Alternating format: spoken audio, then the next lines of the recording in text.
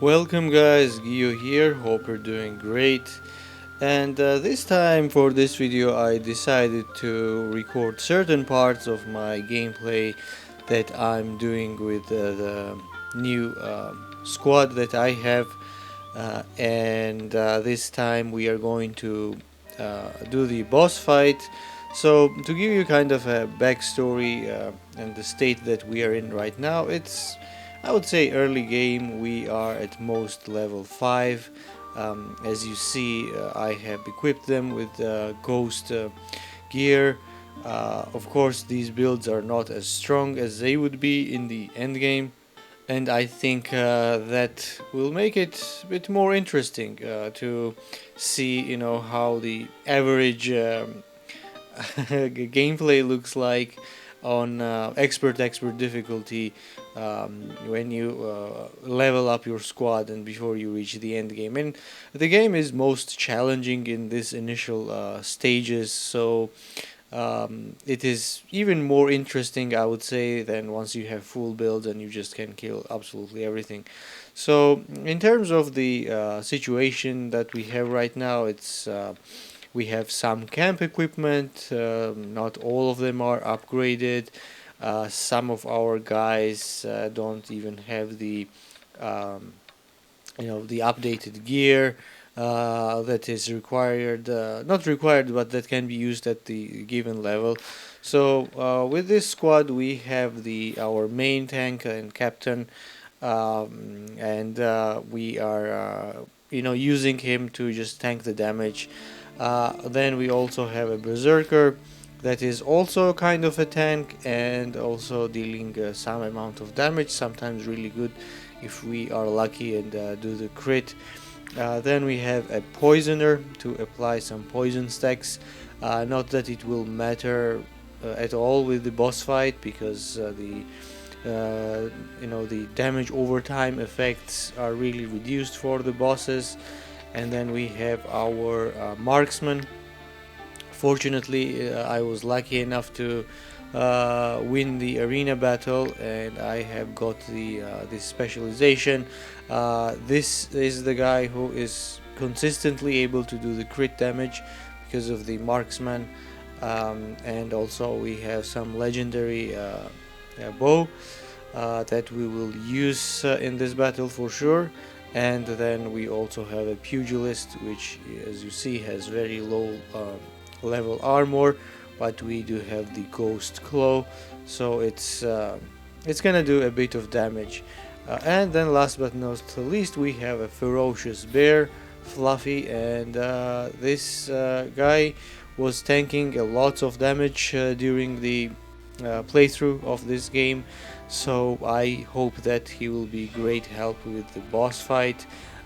We do have a couple of things for him going, which is the bacon bound collar, so it means that we can control him even though we don't have a beastmaster. And then I have infused collar, and he will just heal 10% of their maximum health at the end of his turn. So this is our situation. As you see, in terms of the money or resources, we are not doing that well, and rightfully so. In this gameplay, I was like, usually when I play, I have a really solid plan, and I just execute that. But here, I was like more of a freestyling, and the expert difficulty is really punishing. So if you do not do certain things correct, then you will have a hard time, which I am really having here. So yeah, this is the situation. Just kick back, relax, and watch me try to suffer to take down the Matthias from Tiltron, the boss guy. So let's jump into action and see what we can do with the boss. Here we are. Yeah, so now we will fight. I'll give you a little bit of backstory about this guy. So it's a really tragic boss. The bandits killed her daughter, and then he went crazy and killed all of them. and it's really sad that we have to take this guy down. And that's, you know, one thing about the Wartales. It gives you these morally ambiguous choices, and you know, sometimes the options that you have, none of them feel right, but you have to do something. You know, and in this case, well, we are mercenaries, we need money, we need this contract, so we have to, you know, deal with him, so we need money, and there's no way around that. So here we are. Let's first review this boss and see what he is able to do. Actually, I can give you a little bit of backstory of my gameplay. So whenever I played this game very first time, I was stupid enough to do it on Iron Man mode, and then I was like having some success initially. I crafted some level 1 gear and stuff, and I saw that, oh, there's the boss here, and then I just charged in, and then of course I was destroyed, and then since then I was really afraid to really tackle this guy. So of course, in my other playthroughs, then I learned the game and I have defeated him multiple times, no problem. But that was kind of scary, you know.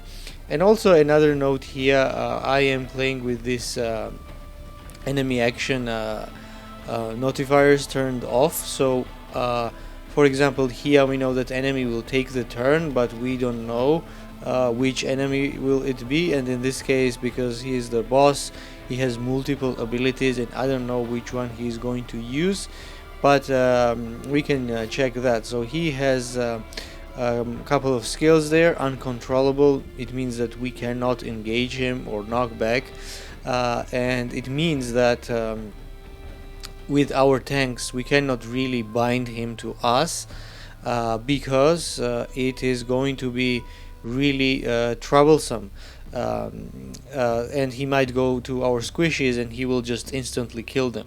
Next we have Lucilla's Revenge. This guy is going to target the area, and then in the next turn, when his turn is, he is going to deal huge amounts of damage to all the units in the area, and this is really large area here, so we have to be really careful. And then we have Lucilla's Judgment. It means that whenever it is applied to the unit, he will try to go after that. And he has this mace, Lucilla. This is what we are going to get. Unfortunately, we are not able to get his armor, which is really nice, and we could have used that, but hey, it is what it is. So now let's you know, start the action and try to we have to try to deal with that guy. So my game plan is really to engage with him with our tanks, and then put out the squishies as far away as possible from this guy. Unfortunately, we don't have a lots of positions, and I have to try and make sure that he will attack our tanks.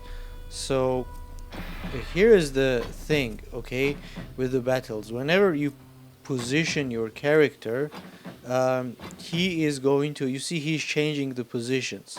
So right now it means that he's looking Gio here, and he is facing that, so it's most likely that he will go for him. So that way you can kind of estimate where the enemies will face when they will start their turn. Now it's not always guaranteed, but there is a higher chance. So what I'm gonna do is I will place him closest here. This is the closest position. Now let's remove this. Yes, the next closest is this one, so I want them there. Now let me, yeah, this position is dangerous because now he's turned there. It is okay, so this is okay, I think. So there is also a mod. What is oof, he has high movement range.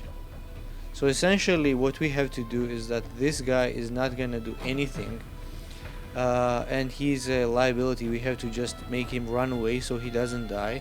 So I want to put him the farthest away.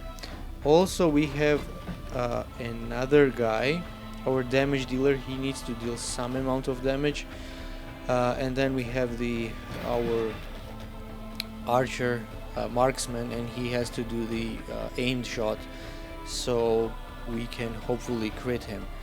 Now what I really want to do, now she can move in and out, that is not the problem, but I don't want to place them closer to each other, because sometimes the AI on harder difficulties is going to is really going to prioritize the kind of better targets, so they might not go with the closest ones. So if we put him there, yeah, I mean, let's put him there. He's a sniper anyway, so he has to run away. And is he in the mud there? Yeah, there's not a lot of room to escape. I will put him there with the tanks, and he has some amount of guard, and I hope he will survive. And then I will put this guy here. She's in the mud, but that's okay, we can reset the movement. I think we are positioned not that bad, at least that's what I can see. Now what I want to do first, I want to engage him with our targets, with our tanks rather. So the bear is the good candidate, so I want to come here, and because we don't have our tank is protector, maybe I will respec him into the fighter at some point, but because we don't have the fighter, we cannot remove his guard, and that is really going to be a problem. And I really want to stay there, because when he will hit us, he will knock us back, but then this guy will catch him, so the bear won't fly away across the map. Besides, I want to use the intimidating growl, so we apply fragility to him, and then we will use the angry swipe. Okay, now he will start. Yes, he has applied judgment. Not that much we can do here, but here's another thing that I'm going to do with my tank. We do have encouragement, and I'm going to pop this on my team. It means that we will gain protection for 2 rounds. Also, fortunately for us, we do have a brave oil for him, and it means that we are generating Valor, so then this guy and they can kill the attacks. So now I also want to come here and apply taunt.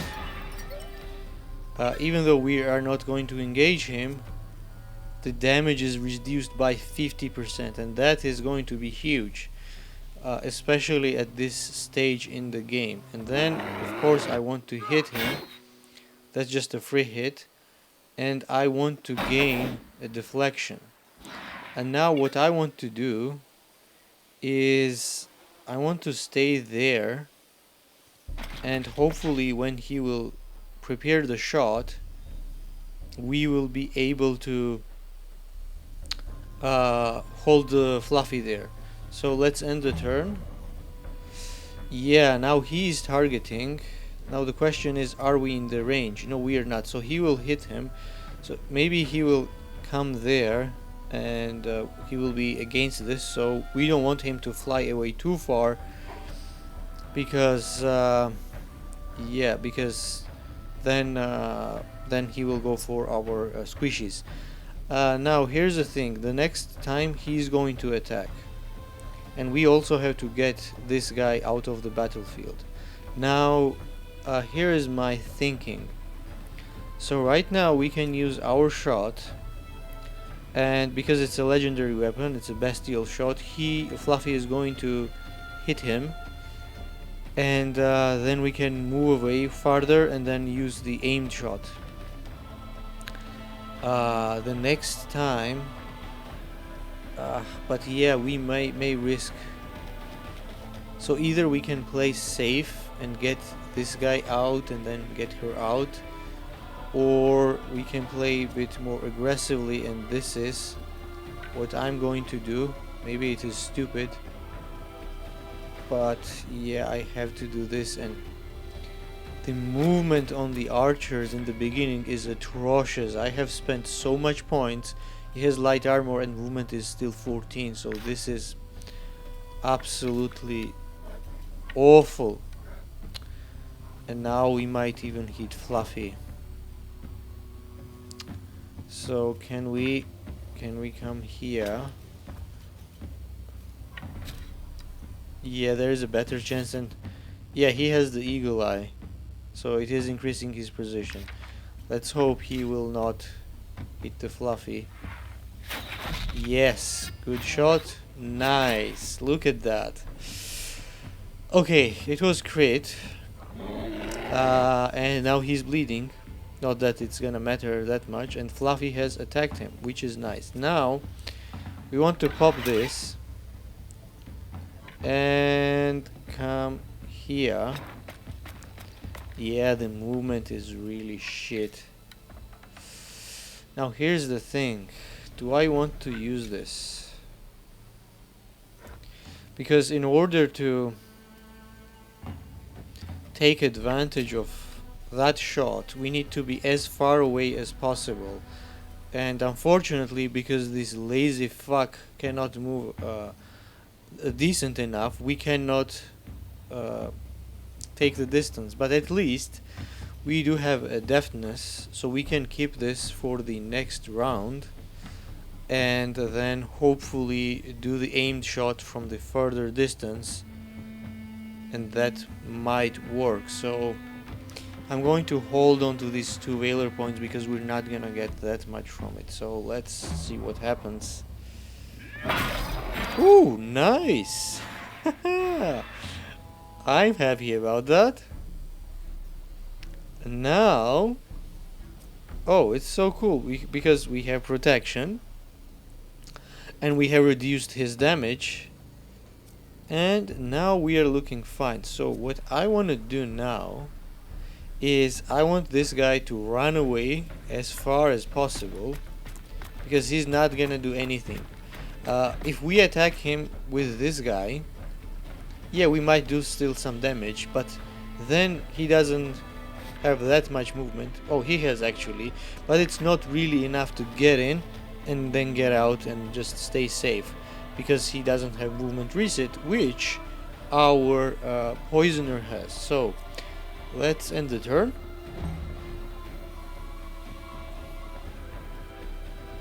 Again, he is targeting Fluffy. That is really good for me because he's not moving back and we are doing fine. Now what I'm going to do is maybe come here, put the orderly on our tank and Fluffy. Why didn't she do the throw? But that's okay. We can now come there and hit this guy. Ooh, nice, nice. We have 2 poison stacks and his armor is gone. So the poison, yeah. So yeah, poison is doing 2% damage. It's not worth it to use the Valor point for this, because it's not gonna do that much anyways. So yeah, I'm not gonna spend it, especially we don't have there is a legendary weapon that works with the poison well, so if enemy has lots of poison, then the damage increases, but we don't have it. We just have a regular ghost billhook there. So I will Does he need healing? No. I'm not gonna spend this Valor point. I'm gonna come here and then shoot this and shoot again. So we have 4 poison stacks. How much health? Yeah, 12. It's not that bad, you know. Maybe I should throw this after all. You know what? I'm gonna do this. You know what we are losing really? We have like 5 Valor points, and because we have Orderly on them, the next turn we will regenerate if we need to. So yeah. You know what? Fuck that. I'm going to throw this. Boom! Oh, okay. We also applied a bit of vulnerability there. So now this guy has 9 poison stacks, 18% of his health, 27, and it's not really that bad. And now, good thing with the Rangers in general is that now we can, whoops, come here. And we are safe. Oh, poor Fluffy. But our protection works really well, and he is enraged, okay? He already has 10 rage stacks. I think the next turn we are just going to one-shot him. So, now the question is, do I even want to involve this guy? But what do we risk really? He has the really good amounts of guard, his damage is reduced, so we lose nothing. So should we? Oof. Absolutely. Absolutely we should do this. That's why I love Berserkers. You know what, Matthias? Your days are numbered, and we will get our money. Now, look what will happen. So we reduced his damage, and because we applied the poison stacks, now our big boss right here is already dead, and he doesn't know it yet. So let's... Toric did a great job, and now we can end the turn. Oh yeah, target. There we go. Nice. Nice. So that... Oh, we also leveled up. That is great. Yeah, that was easier than I expected, you know. So I'm happy with that. So let's take the loot. And you know what? I will also take this, and I will show you in a second why. We have some space there. Now let's go into the camp and check the gear, and I will talk about the loot that we have got. So we are back at the camp, guys are chilling, everything is good, we will be getting paid some crowns, so we will have a lot more days to survive. Now let's talk about the corpse.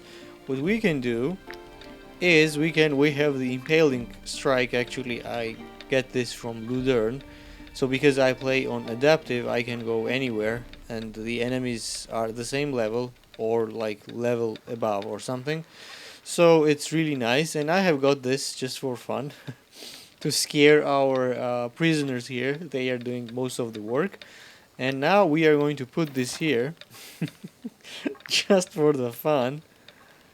Can we zoom in? No. Yes, really nice. And we will be getting 2 influence. I mean, it's not that much, but it's fun. So now let's talk about the loot we got. So this is a 2-handed mace, and it is dealing huge amounts of damage. But as you have seen, we have